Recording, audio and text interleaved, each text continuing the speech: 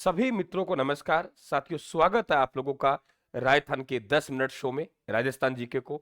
जिस तरीके से साथियों लाड़ लड़ा लड़ा के पढ़ रहे हैं हम लोग, एक एक मुद्दे को, एक एक आप लोगों को प्रश्न को एक एक बहुत सिंपल वीडियो में देके जा रहा हूं आप लोगों को। आप पढ़ चुके हो, बहुत बड़े आपकी तैयारी है, मैं मानता हूं इस चीज को। ये नहीं कि आप यूट्यूब पे पहली बार आए साथियों। यूट्यूब का उद्देश्य है कि विद्यार्थियों का समय बचाना और उनको एक गाइड के तौर पे एक कोच की भूमिका में उनको आगे ले जाना, और वही काम राजस्थान कर रहा है। आप सभी भाई बहनों का स्वागत है। आइए देखिए, यहाँ हम लोग बात करेंगे सिसोदिया वंश की वंशावली संबंधी कुछ आप लोगों के डाउट है, उन्हें भी एकदम मैं क्लियर कर रहा हूं। देखिए, आपके यहाँ एक रण सिंह नाम का राजा था। कौन था? रण सिंह नाम का राजा। तो ये रण सिंह नाम का राजा है ना, इनके दो पुत्र थे, और दो पुत्रों ने क्या किया, अपने राज्य का विभाजन कर लिया। यानी एक तो था, उसका नाम था क्षेम सिंह। क्या नाम था बेटा? क्षेम सिंह। और एक का नाम था राहब। इन दोनों ने दो शाखाओं की स्थापना की। राहब ने जिस शाखा की स्थापना की वो शाखा राणा शाखा कहलाई। कौन सी शाखा कहलाई? राणा शाखा।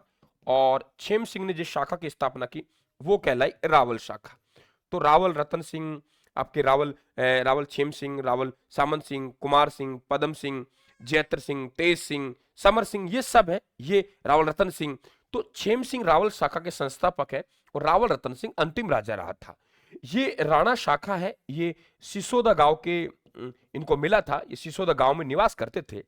और जब रावल रतन सिंह जी वीर गति को प्राप्त हुए 1303 में, तो 1326 तक चित्तौड़ पे अलाउद्दीन खिलजी, खिजरा खा, मालदेव चौहान इनके अधिकार रहा।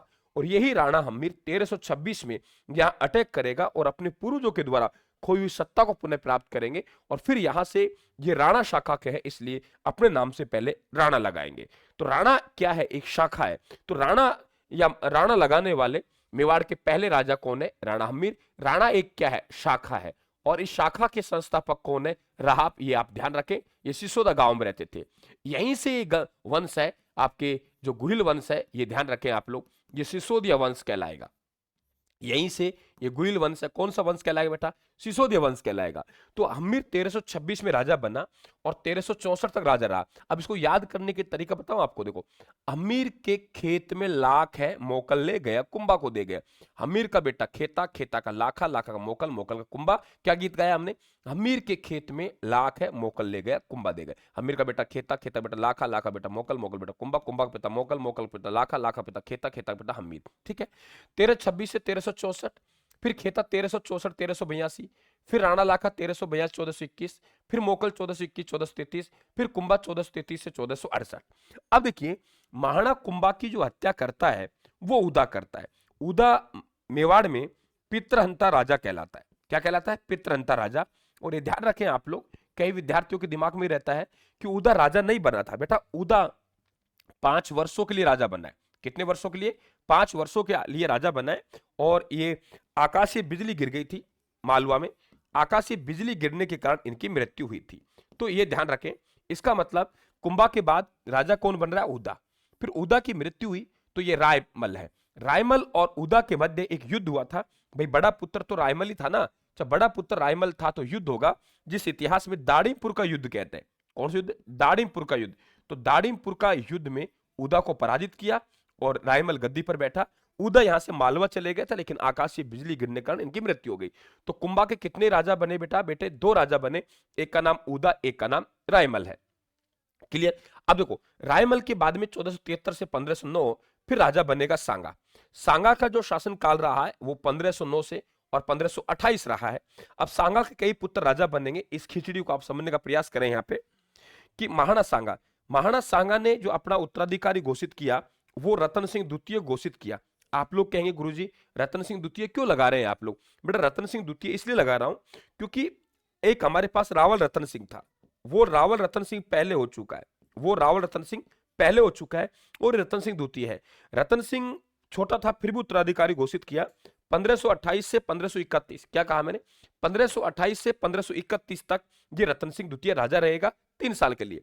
इसके बाद में ये रतन सिंह को तो उत्तराधिकारी बनाया जाएगा, और विक्रमादित्य और इनकी मां है कर्मावती, उनको महाराणा सांगा के द्वारा ये आप लोगों का रणथंबोर का दुर्ग है, ये रणथंबोर का दुर्ग इनको उपहार में दे दिया। मतलब एक तरीके से रणथंबोर की जागीर दे दी। ये यहां रहते थे उदय सिंह, विक्रमादित्य, इनकी मां कर्मावती। जैसे रतन सिंह द्वितीय की मृत्यु होती है फिर विक्रमादित्य गद्दी पर बैठता है 1531 से 1536। फिर आपने पढ़ा होगा कि महाराणा सांगा के एक भाई थे पृथ्वीराज सिसोदिया, और पृथ्वीराज सिसोदिया की जो दासी है, पृथ्वीराज सिसोदिया की दासी है, उसका नाम था पूतल दे, और पूतल दे के गर्भ से जो बेटा जन्मा था वो बेटा कौन है? बनवीर है। कौन है? बनवीर। ये बनवीर 1536 से 1540 तक ये बनवीर विक्रमादित्य की हत्या करेगा। उदय सिंह की भी हत्या करना चाहता है, लेकिन उदय सिंह को दाई मां पन्ना कहां पहुंचा देती है? कुंभलगढ़ पहुंचा देती है। दासीपुत्र बनवीर 1536, हालांकि उदय सिंह जी का राज तिलक कुंभलगढ़ में 37 हो गया है, 37 में, लेकिन बनवीर की दखल अंदाजी 40 तक रही, क्योंकि उदय सिंह और बनवीर के मध्य एक युद्ध हुआ, मावली का युद्ध 1540 में।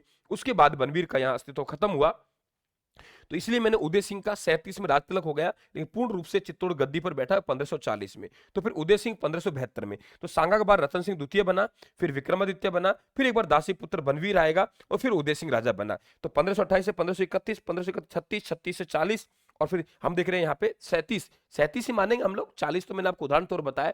आप बने जो विद्यार्थी, ये आपके बिल्कुल समझ में आ गए होगा, उम्मीद करते हैं। टेलीग्राम से आप पीडीएफ प्राप्त करें।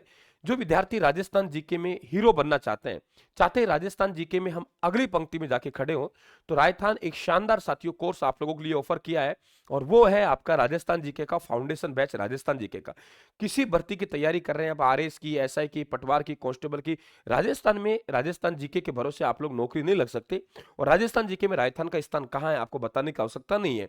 तो बिल्कुल ये बैच हम लोग शुरू कर रहे हैं, और वो 1 मार्च 2025 से आप लोगों का लाइव बैच होगा, 41 जिले 7 संभागों अकॉर्डिंग। वो 499 रुपए या 699 रुपए उसकी राशि रखी गई है, लेकिन अभी आप लोगों को ऑफर में मात्र आप लोगों को ये बैच 299 मिल रहा है। राजस्थान जी के फाउंडेशन बैच ले, और हाँ, लाइव बैच के साथ साथ रिकॉर्डेड बैच आपको फ्री है। जो विद्यार्थियों ने पहले से कोर्स ले रखा है और उनका 1 साल पूरा नहीं हुआ है, तो उन विद्यार्थियों को ये कोर्स बिल्कुल निःशुल्क रहेगा। आपने जहां भी कोर्स ले रखा है, सेकंड ग्रेड का, रीट का, जहां भी ले रखा है, वहां आपको ये कोर्स अवेलेबल हो जाएगा आपके फोल्डर में। थैंक यू, धन्यवाद, राम राम साहब।